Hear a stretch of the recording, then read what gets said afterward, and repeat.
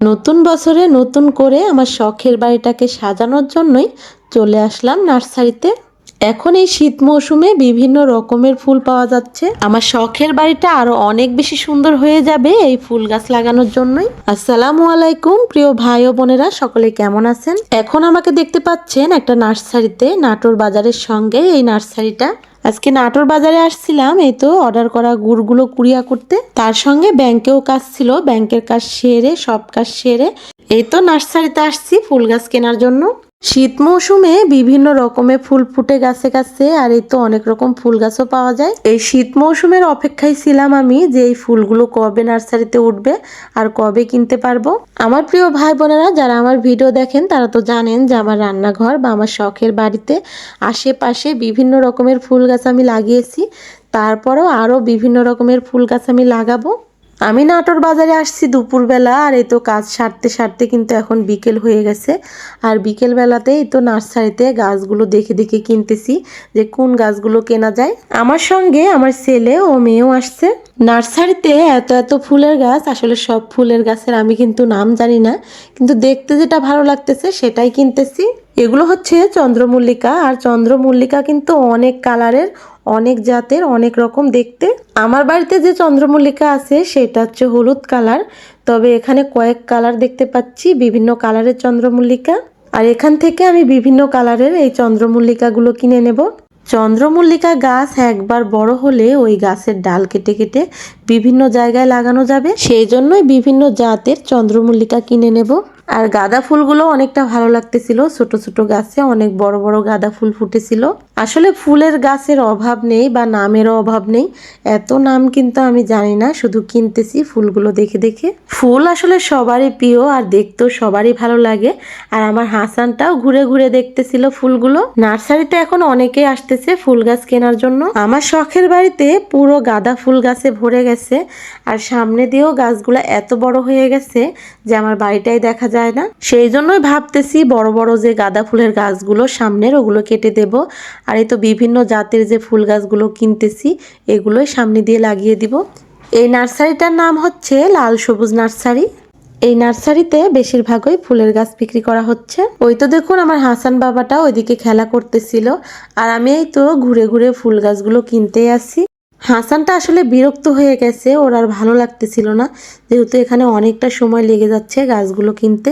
আর বাড়ি থেকে বেরও হয়েছি অনেকটা সময় ধরে।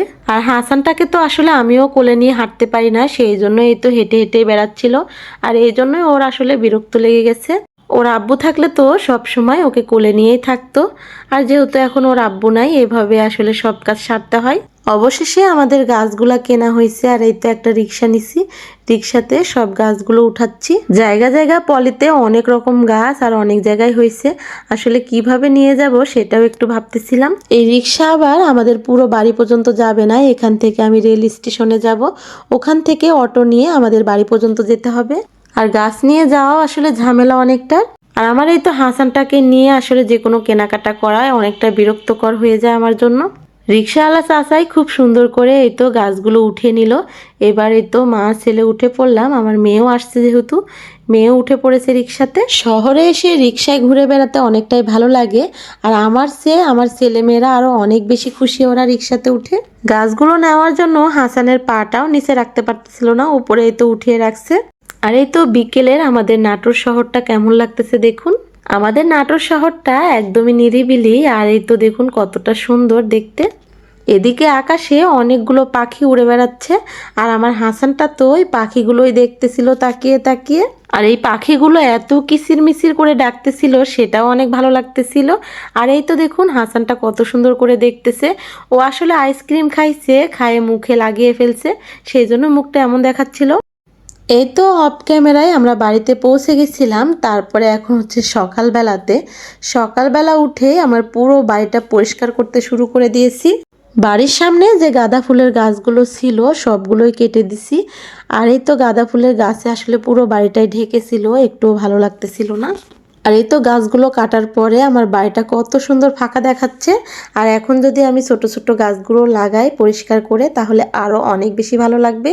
ঘরের সঙ্গে যে সিকিতে আমি টবগুলো সাজিয়েছিলাম, গাছগুলো লাগিয়েছিলাম, সেই গাছগুলো আসলে মরে গেছে, এগুলোও নামিয়ে নিচ্ছি।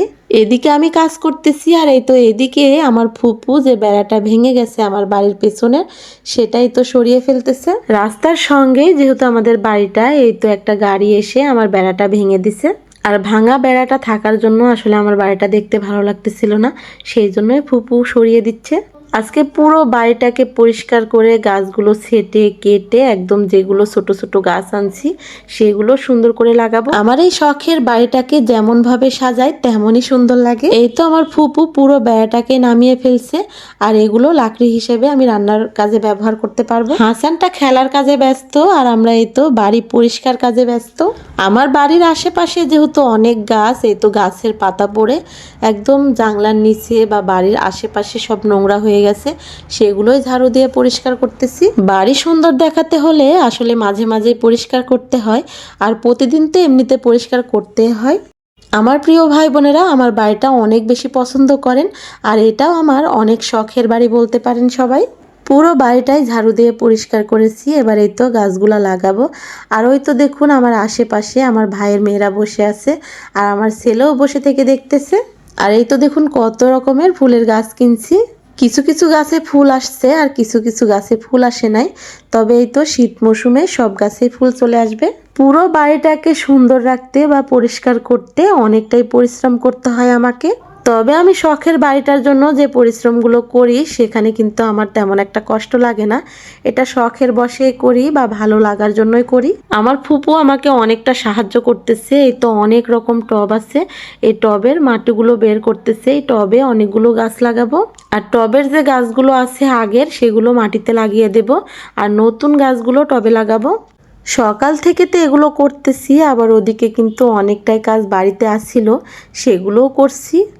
আবার প্রিয় ভাই বোনদের জন্য গুঁড়ো তৈরি করা হয়েছে, সেটাও কিন্তু করে রাখছি আমার প্রিয় ভাই বোনদের জন্য। আসলে এত কিছু আসলে ভিডিওতে সেভাবে দেখানো হয় না, অনেক কিছুই অফ ক্যামেরাতে করা হয়। আর এই তো এই গাঁদা ফুলের ডালটা আসলে আনতে গিয়ে ভেঙে গেছে, সেটা আমি আবার কেটে আরেকটা টবে লাগিয়ে রাখতেছি যদি হয়ে যায়। আমার এই শখের বাড়িটাকে আমার প্রিয় ভাই বোনেরা অনেক অনেক বেশি ভালোবাসেন, আর সবাই অনেক সুন্দর সুন্দর করে কমেন্ট করেন যে সবারই ভালো লাগে। আজকে আবারও নতুন করে এই তো গাছগুলো লাগিয়ে অনেকটা সুন্দর করে সাজাবো। আজকে আবারও নতুন একটা লুক হবে আমার বাড়ির। তবে এই গাছগুলো লাগানোর পরে আমার পুরো বাড়িটা দেখতে কেমন লাগলো সেটা আর আজকে আপনাদের সঙ্গে শেয়ার করব না, ওইটা আপনাদের সঙ্গে পরবর্তী ভিডিওতে শেয়ার করব। আর আমার সেই ভিডিওটা দেখার জন্য অবশ্যই আমার চ্যানেলটি সাবস্ক্রাইব করে আমার ভিডিওতে লাইক দিয়ে আমার সঙ্গে থেকে যেতে হবে। আর আজকের ভিডিওটি আমার প্রিয় ভাই বোনদের কাছে কেমন লাগলো সেটা জানাতে ভুলবেন না। গাছগুলো লাগাতে লাগাতেই আমার প্রিয় ভাই বোনদের কাছ থেকে বিদায় নিচ্ছি।